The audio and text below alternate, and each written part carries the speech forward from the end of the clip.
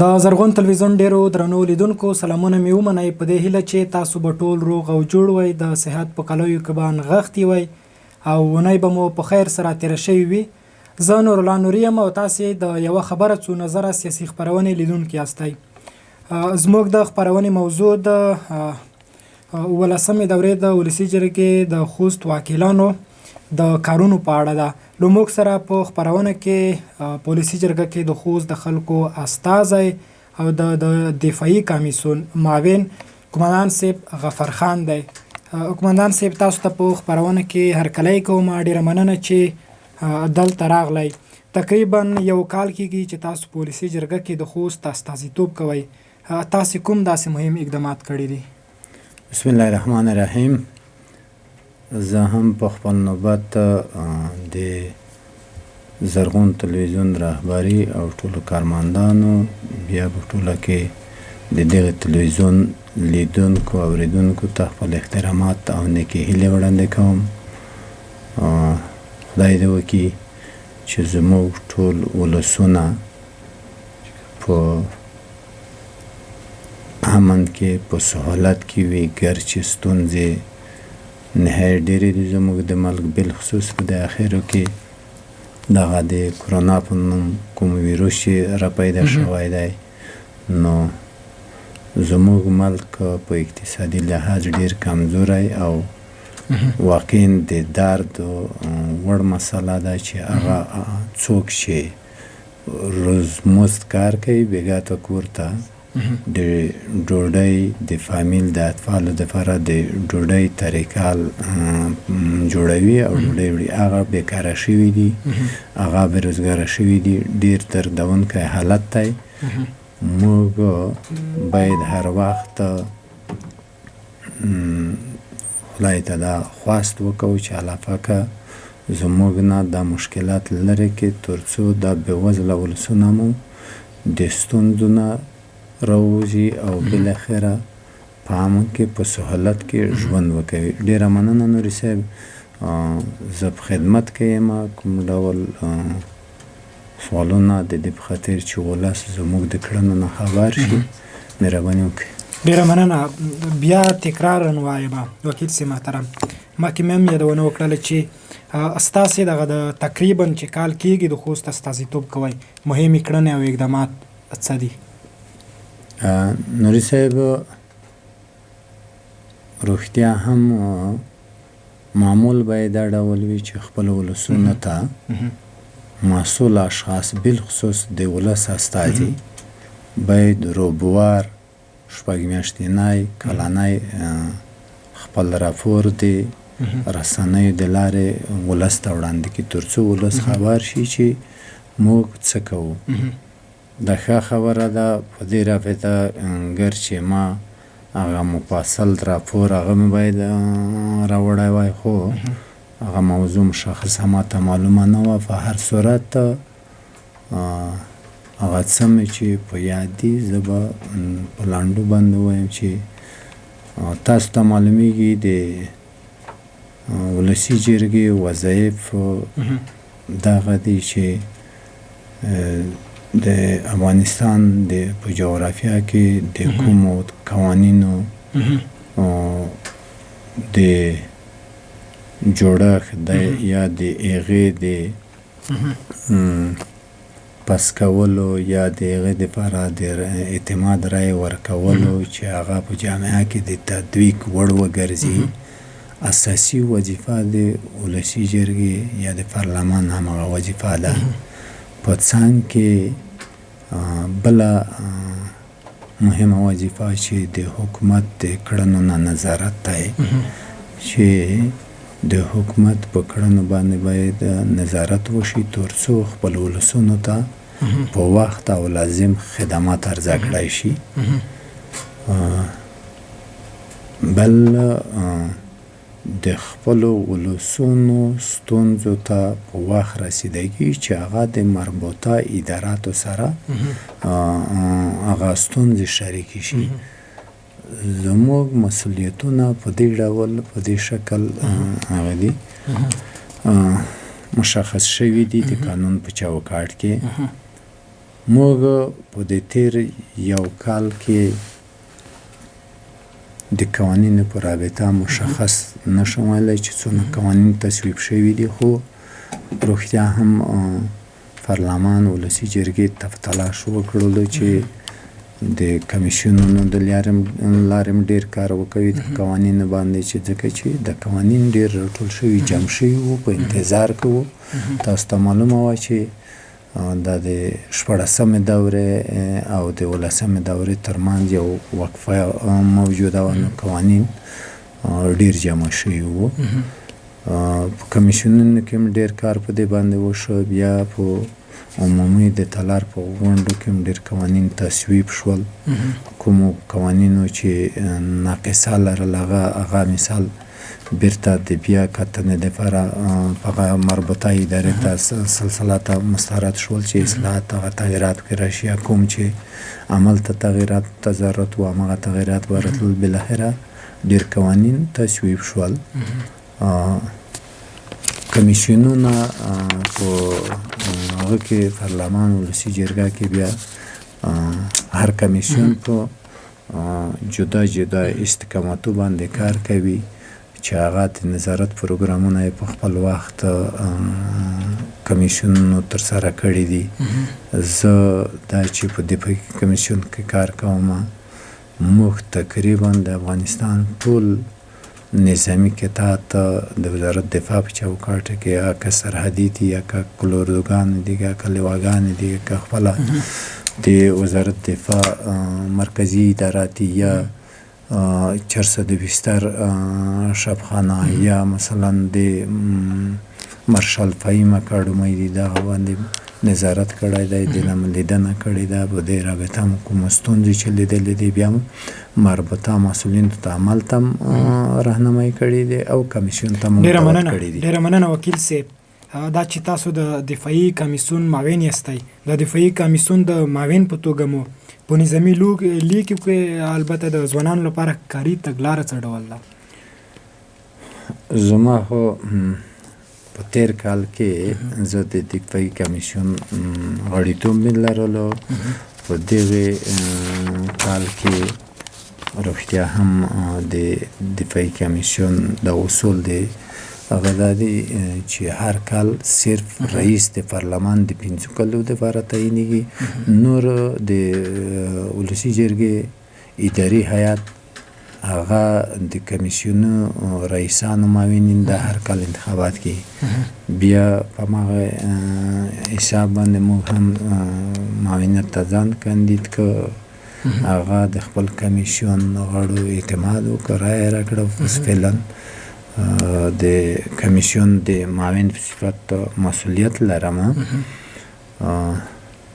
زموږ مسؤلیتونه واقعا که هر چا سره فکر احساس ورسره وي ډېر مهم او ډېر درنده دي او هره دقیقه باید په دې فکر شو چې څه وکوو چې دلته زموږ د ولس دفاع لپاره عمل راوستی شي، ځکه دغه کمیسیون دفاعي کمیسیون دی، د نظامي ارګانونو سره یې سر و کار دی.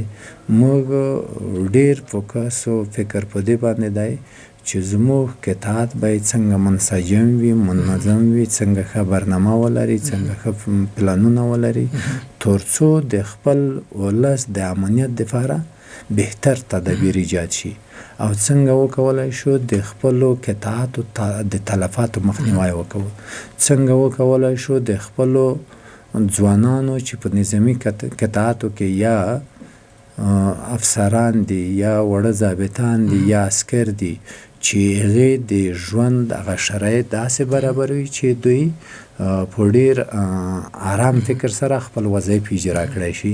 نو په دې رابطه باندې موږ هر وخت د مسؤل اشخاص سره کینو ناستې لرو، کمیسیونونو ته یې راغواړو، موږ خپله قطعاتو ته ځو، هغه د دوی د کال دپاره پروګرامونه پلانونه چې لري په هغې باندې ورسره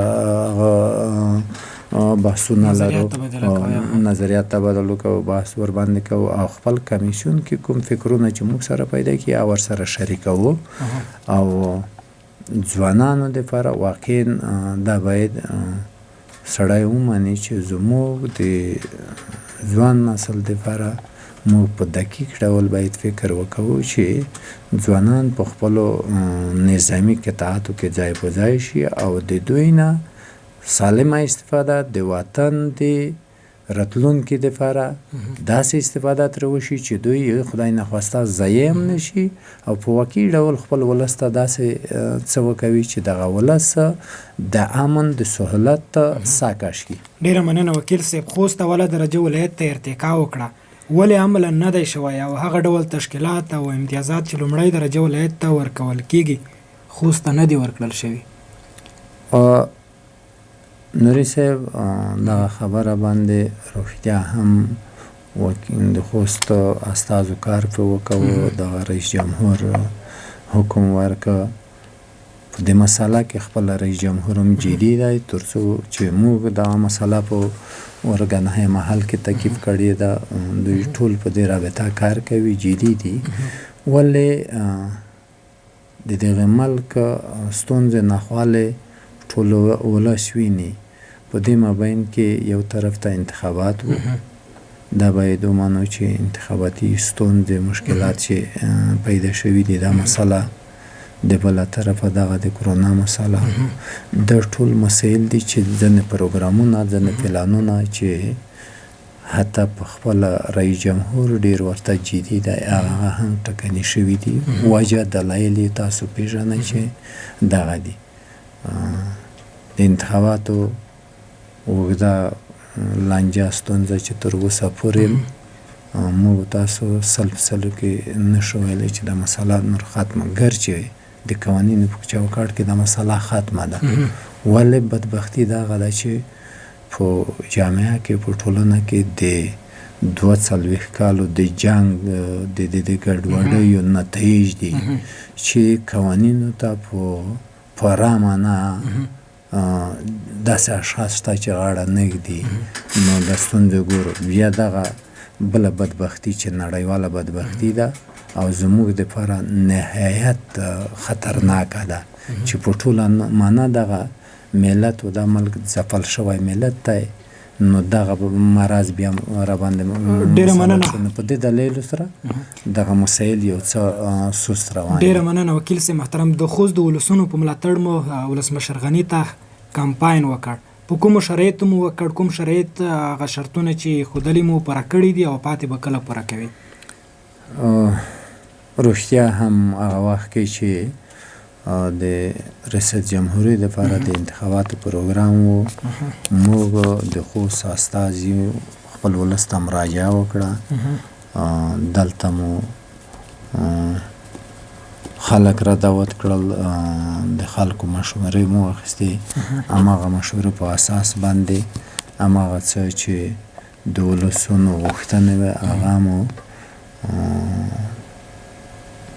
د هغه ټیم سره چې د ولسونو په تابع و چې دغه د دولت جوړونې ټیم و، د دې سره مطرح کې تقریبا د ولسونو غوښتنې ټولو دوی ځان سره یاداښت کړې او دوی ومنلې چې هغې جملې نښې دوه مسلې چې همدغه د ولایت د ارتقا موضوع وه، د غلام خان لارې د ترانزیت موضوع وه. دغه خو په هغه وخت کې خپله رئیس جمهور موافق و او فرمانونه یا حکمونه یې ورکړل. خو نور یې هم چې موږ کومه غوښتنه لرله د ده د هغې نه نور هم ډېر څه په فکر کوو چې د خوست دپاره یې باید وکوي. موږ اوس هم په دې عقیده یو. په ډېرې بخښنې سره وکیل صاحب دا چې تاسو وایئ چې د غلام خان بندر د ترانزیت په اړه ولسمشر حکم هم صادر کړی دی، ولې تر دې دمه دغه ستونزه حل شوې نه ده؟ دلته نوري صاحب د غلام خان د بندر په رابطه په واقعیت سره رئیس جمهور ډېر جدي او ډېر قاطع دی.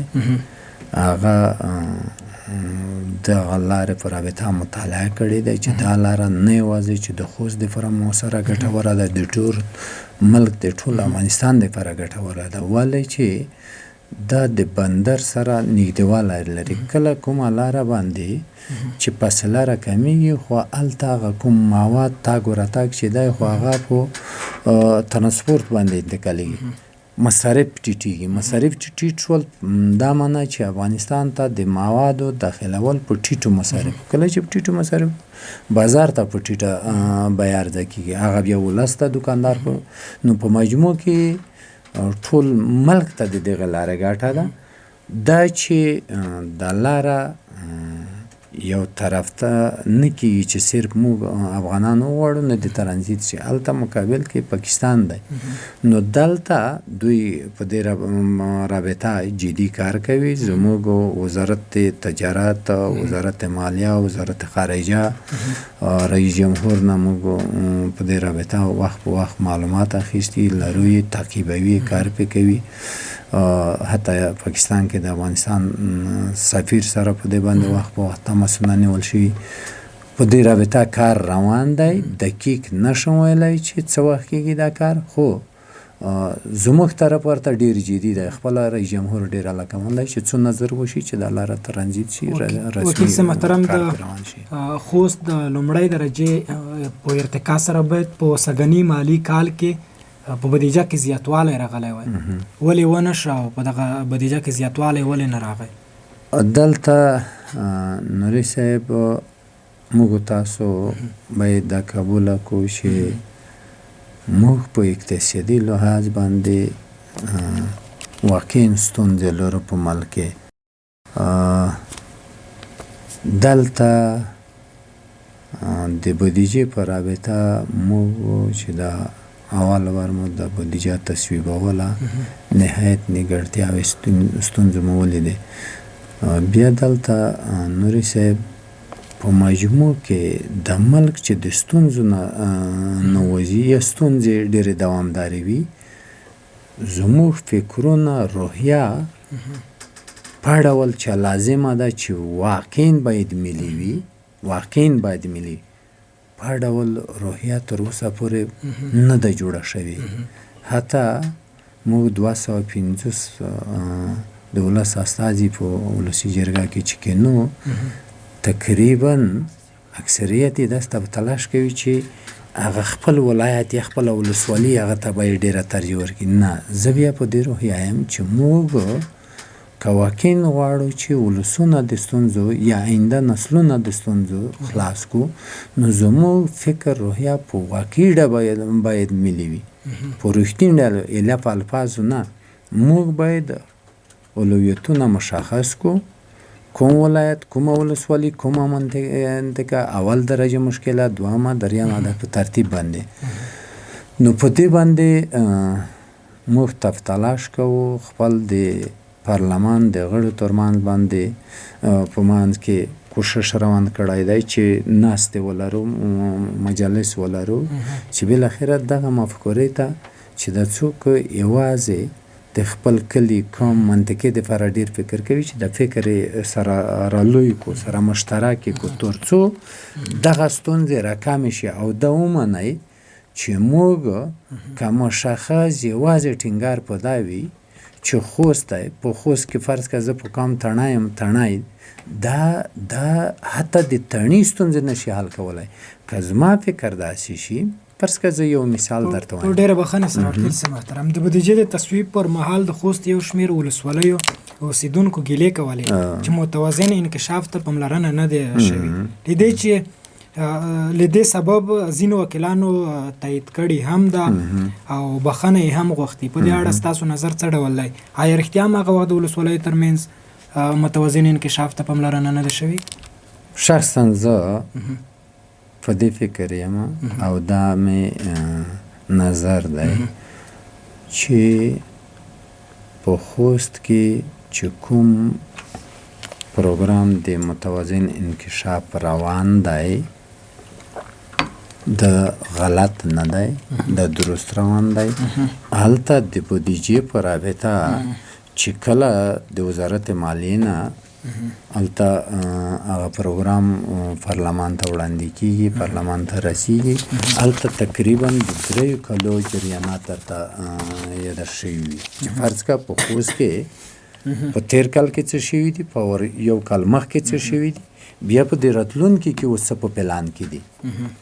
مثلا موږ ته مشخص شوي دي چې په 98 کې په متون کې کومې پروژې یا تر کار لاندې دي یا تکمیل شوي دي. په 99 کې متون ته څه شوي دي، په 99 کې سپیره ته څه شوي دي، تڼیو ته څه شوي دي، 98 کې څه شوي دي، او 99 کې کوم پروګرامونه دي کوم ځای ته.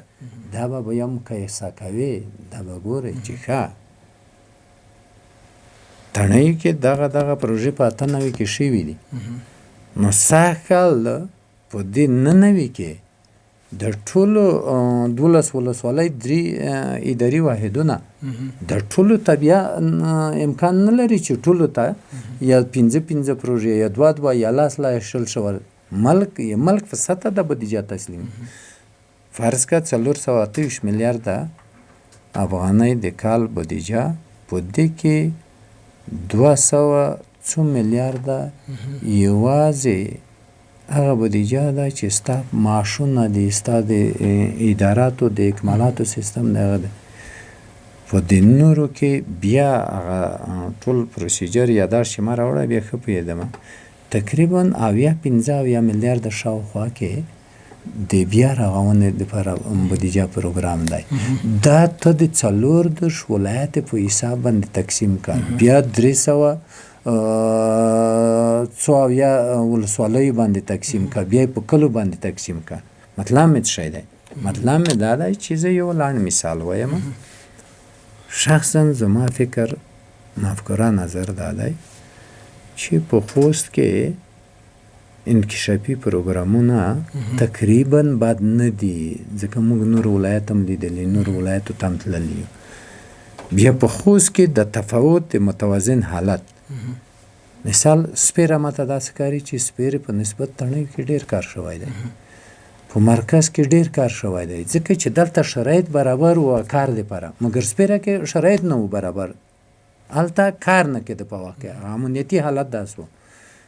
فرض که هغه ته کار نه دی شوی، کلندر ته کار نه دی شوی، مساخلو ته ممکن په هغه شکل کار نه وي شوی لکه په مرکز کې شوی یا په ګربزو کې چې شوی. دلته امنیتي شرایط د خلکو د ولس ذهنیت دا ټول مسایل باید په فکر کې ونیسي. دا اوس د 99 دپاره مثال په سپیره کې ما داسې فکر وکوي چې اوس شرایط شته چې هلته یو منطقه ده ډېر خلک ژوند کوي، هلته سړک نشته. دا شخصا ما ته تلاش کړی دی، هغې دپاره مې سړک په بودیجه کې نیولی دی چې اوس یې سروې په پروګرام ټیم پیل کېږي، ډیزاین سره باید دا سړک جوړ شي. فرض کړه کلینیکونه مې نیولي دي ورته، هلته موږ احساسوو چې هلته نسبت تڼیو ته، نسبت متون ته، هلته د هغې سړک ضرورت اشد دی، ضرور دی، مهم دی. دغسې په مثال کلندر یاد کړو. موږ باید په دې باندې فکر وکړو چې کومه ولسوالۍ دي چې د کار نه پاتې دي، په هر دلیل چې پاتې دي، نن چې شرایط برابر دي باید ایته ترجیح ورکړو. په دې معنی بخښنه غواړم، فرض که ډېرو داسې هغه چې متون پاتې شه دا شو، وروره ځان سره قضاوت وکړه. هلته مکمل کلي 15 کیلومتره په پیاده مزل کوي، او ته ممکن صرف دا هدف دی چې دا کوڅې د ماته پخې شي. دا تفاوت، دا فکر. بیا کوم ځای چې ښار مرکز ته نږدې وي هغې دپاره ماسات وي، نور پروګرامونه وي، نور نږدې نقطه ته سترګې زر ورلګېږي، هلته زر ځي. مګر لرې پرتې سیمې چې دي هغې ته بیا ډېر ماسات هغه په امنیتي لحاظ هغه نه کوي. نو موږ باید په واقعي ډول د خپل فکر لوی کو. څوک دا فکر ونه کوي چې فرض کړه زه د فلاني ځای یم هلته د کار وشي، یا بل وایي فلاني ځای خپل ملک د بودیجه د اقتصاد په نظر کې ونیسه، بیا په غیر اساس باندې خپل نظر څرګند کړه. نو مطلب دا دی چې زموږ د خوست دپاره چې کومې پروژې کوم پروګرام دی د 3 کالو جریانات چې ما مطالعه کړي دي موږ سره بېانصافي نه ده شوې، نه په مرکزي بودیجه کې شوې ده او نه دلته بیا د ولایت په سطح شوې ده چې کوم امکانات څه و هغه شوي. بله مسله درته یاده کړم، دغه هدف مې دا دی چې تاسو رسنۍ هم ایله دا مه کوئ چې مطلب بس غږ وباسي هغه تاسو خپله باید تشریح ورکوئ. زه وایم چې یو پروګرام و، هغه پروګرام دا ډول و چې د ریاست جمهور د طرفه دا نظر و چې ډېرو خلکو ته چې خیر ورسي، دغسې پروژه به څه شی وي. دا شخصا ما وویل چې د ذکر خیلو نه پورته په هغه صدق و مقتدا صاحب لنډر و دغسې قدم صاحب رضا تر علي شیر پورې د دغې خوړ پراخوالی لویوالی چې ډېره لویه مځکه په خوړه کې ځای شوې دی. د دغې دپاره که استنادي دیوالونو پروګرام وشي، ممکن 2-3 زره فامیله عملا د جایداد د مځکې خاوندان شي او تاثیر به یې د ټول خوست په ولایت باندې وي. همدغه هغه مو ورته ورکړه، بیا هغې په اساس باندې سروې وشوه. اوس تقریبا 9 یا 10 کیلومتره ساحه چې سروې شوې ده، په دې کې یوازې په دې 10 کیلومتره کې چې ټول خواړ یې په هغه کې نه دی نیولی، تقریبا 14,000 شاوخوا کې جریبه 14,000 اوبیزه ځمکه اضافه کېږي.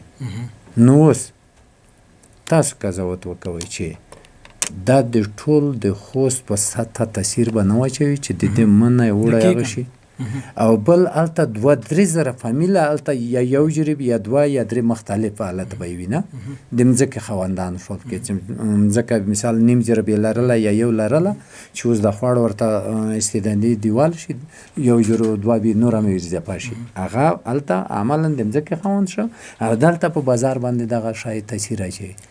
دا نو زه وایم دا وایم چې په خوړه کې دوامداره اوبه روانې دي، هغه مځکه ګټوره ده. که زه تا ته چې په ګربزو کې 10 لک افغانۍ په څامیک باندې ورکړم، په 10 لک افغانۍ باندې هلته ستا 10 جربه اوبیزه مځکه آباده شوه.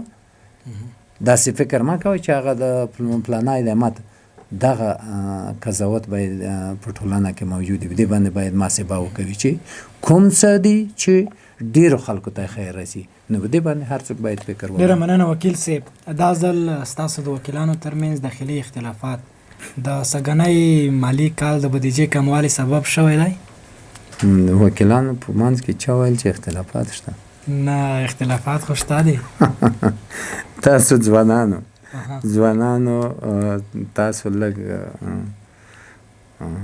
متوجه شئ، وکیلانو ترمنځ اختلافات نشته، ستونزه نشته، ولې د نظر د فکر اختلاف هغه دا زه فکر کوم چې اصول هم باید او هغه هم دا باید فرض که یو مسله کې ته یو شکل نظر وایې، زه بل شکل نظر وایم، بالاخره بحث په نتیجه کې یو موافقې ته رسېږو چې ښه شکل یې دغه دی چې نور مشخص اختلاف نشته، ستونزه نشته.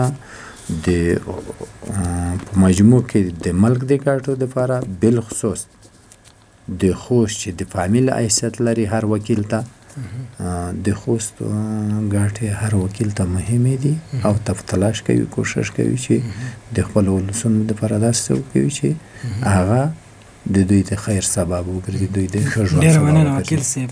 آیا له خپل وکالت راضي یاستئ؟ والله نو وکالت نه په وخت کې راضي وم چې ما ته هر انسان مراجعه کوي، د ده ستونزه غوښتنه وي او هغه ستونزه یې په عاجل ډول زه حل کړی شم. نو تر اوسه پورې راضي نه یم، ځکه چې زما دپاره لویه ستونزه دغه ده چې زموږ ځوانان بیکاره دي، بېروزګاره دي او دا واقعا مځوري مدردوي.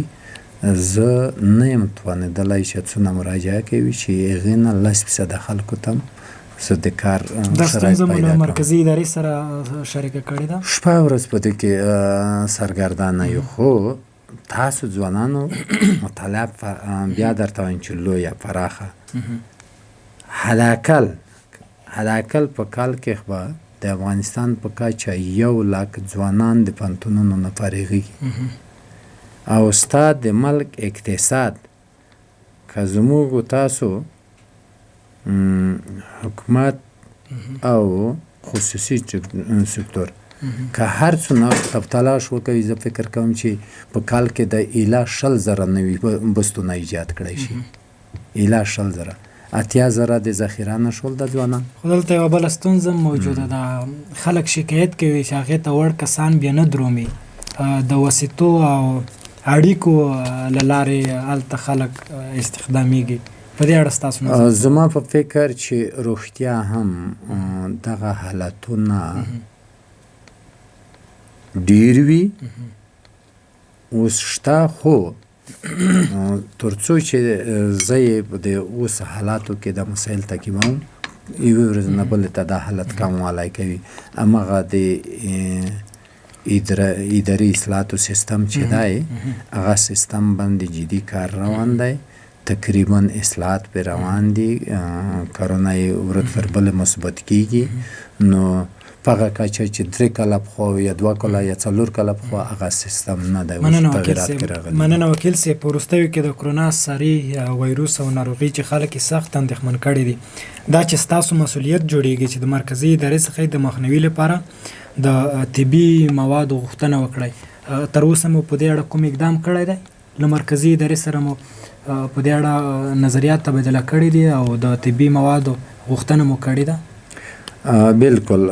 دغه روغتیا هم مخکې مې یادولې وکوله چې په ټوله نړۍ کې یو ناورین، یو ډېر بد حالت دی. زموږ دپاره خو نهایت بد دی، ځکه چې موږ تیار په ډېرو ستونزو کې دغه ملک و د ملت راګیر دی نه. نو زموږ دپاره واقعا ډېر دردونکی دی. دا مسایل د دې په رابطه چې کوم مو څه ته اړتیا ده، هغه وکیل صاحبان چې په کابل کې دي هغه دوامدار د مربوطه اداراتو سره په تماس کې دي. زه د دوی سره په تماس کې یم او دلته په ولایتي کچه ما او والي صاحب هم 1-2 واره ناستې کړي دي.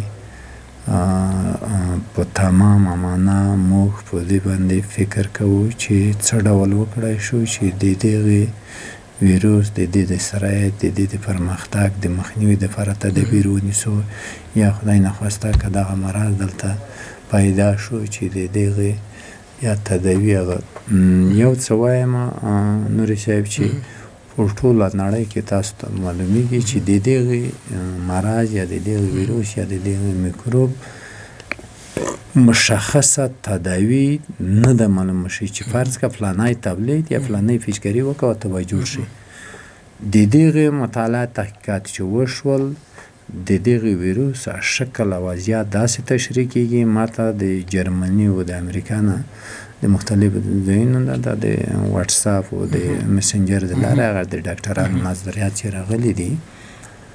دغه ویروس داسې یو ویروس دی چې فرض که زه مبتلا شویم په دې ویروس باندې، زه باید علاج ځان په جدا وساتم او هغه کوم تدابیر چې تشریح کېږي د رسنیو نه همغه تدابیر مراقبت کننده دي چې هغه پاکي او صفایي ده او ضد میکروب صابونونه دي او هغه کوم ویټامینونه هغه دي چې په هغې نه استفاده وشي تر څو چې وجود مکمل قوي او تقویه وي چې دغه ویروس ضعیف شي. او نور داسې هغه نه لري چې په اساسي ډول یې په دوا باندې علاج وشي. علاج یې دغه دی.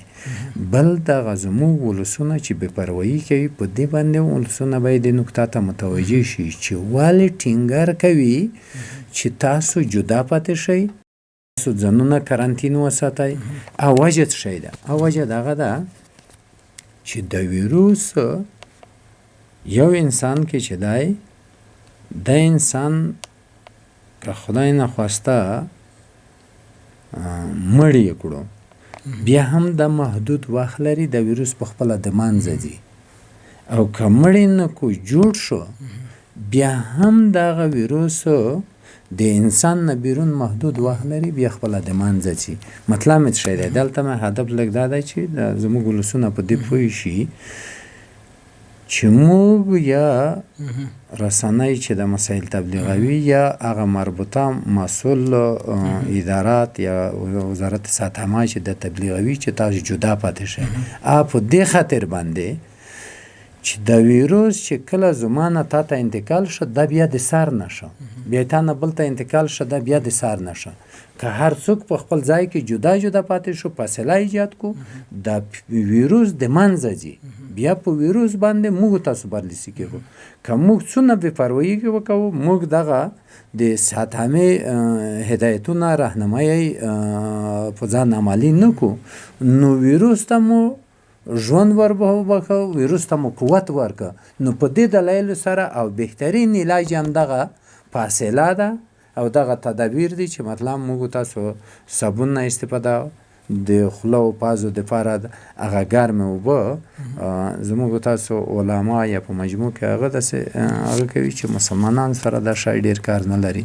موږ وایو چې مسلمانانو سره به کار لري، خو مسلمان باندې باید ولې ډېر غلبه ونه شي کړی. په دې معنی چې مسلمان 5 وخته لمونځ کوي، د ده د نظافت وجه باید شي، هغې وجه په اساس باندې باید هغه ډېر قوت دلته پیدا نه کړي.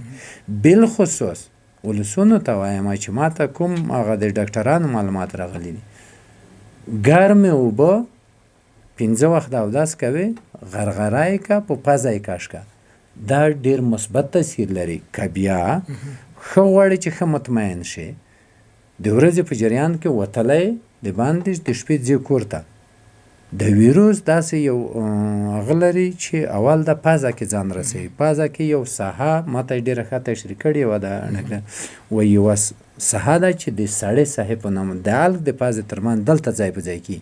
دلته 48 ساعته دا یې صرف انتظار دی، کوم فعالیت نه کوي چې په وجود باندې. په دې وخت کې که ته د شپې ویده کېږې، ته د شپې د طرفه په ګرمو اوبو کې مالګه هغه کې، خو مالګه تیزه نه چې پزه د زخم کې یا د ستونی زخم کې، کمه مالګه، دا 3 وره غرغره که او 3 وره په پزه کش که، دا ویروس مطلق د منځه دري. ځکه چې ده تر اوسه پورې هغه حالت ته ځان نه دی رسولی چې په سږو په دې ځای نه. مطلب مې دا دی چې ستاسو د رسنیو نه مې خواهش دا دی چې تاسو کوشش وکوئ چې دغه اسناد د مربوطه ادارو هغه نه را پیدا کړئ، ډېر دغه تبلیغ، تر څو چې خلک په دې پوه شي چې اصلي تداوي دغه لارې. ډېره مننه وکیل صاحب.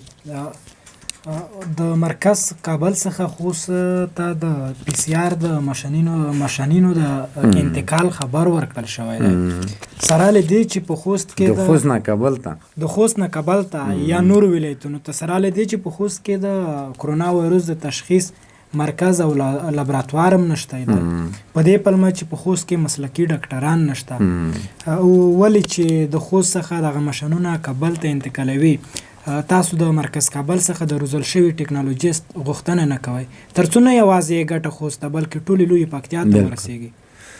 دا خبره بیخي درسته ده نوري صاحب، چې موږ باید د دغه مرض د مخنیوي دپاره، د دې مرض د تشخیص دپاره باید په هر ولایت، حتی په هر ولسوالۍ کې باید موږ هغه ولرو چې دا تشخیص شي، معلوم شي، ځکه چې د مرض په اسانۍ سرایت کوي چې څنګه مریض تثبیتېږي، باید کرنتین شي، بند شي، تر څو چې نورو ته لاړ نه شي دا مرض. ولې د خپل ملک ستونزې به په نظر کې نیسو، د هر څوک د دې هلاکمند دي چې په هر وړوکو کلینیک هم باید معاینه موجود وي، خو امکانات نشته.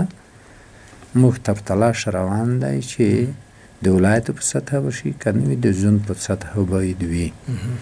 دغه ماشینونه زه هم د معلومات لرم چې دلته موږ لرو، هغه شفخانه چې د شیخ زاید پوهنتون مربوط ده، دغه شفخانه کې د ماشین نشته. بیا چې راته وویل چې د دې دپاره د مسلکي هغه نشته، بیا د رابطه تماس ما پورته ونیوه، هلته وکیل صاحبان د وزارت ساتنې سره په رابطه کې دي، په تماس کې دي.